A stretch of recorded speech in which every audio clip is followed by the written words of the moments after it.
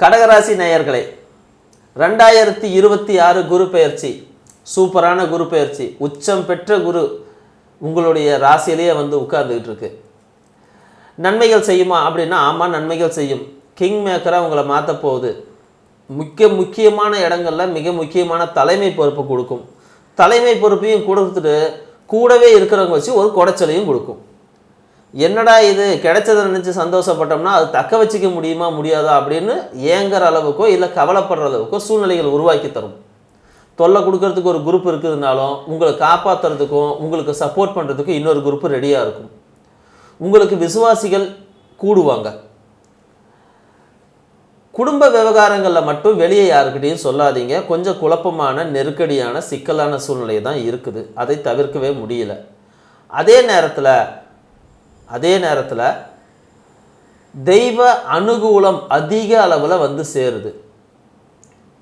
தொழில் ரீதியான முன்னேற்றங்கள் பெரிய அளவில் காத்திருக்குது.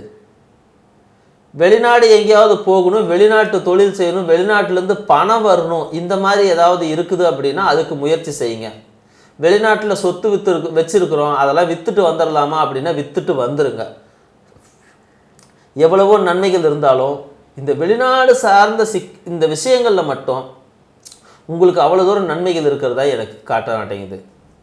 குரு நல்லவர் தான்.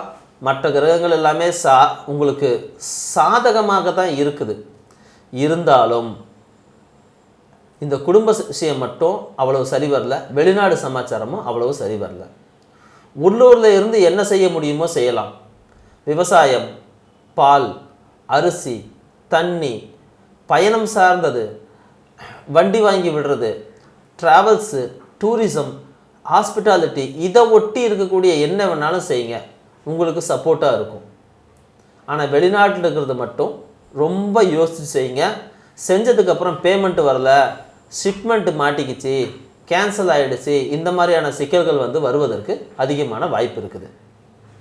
லோக்கலில் இல்லை இந்த நேரம் ரொம்ப சிக்கலாக இருக்குது, ஏதாவது செஞ்சுக்கலாம் அப்படின்னு நினச்சிங்கன்னா கம்முன்னு படிக்க போயிடுங்க. சூப்பராக இருக்கும்.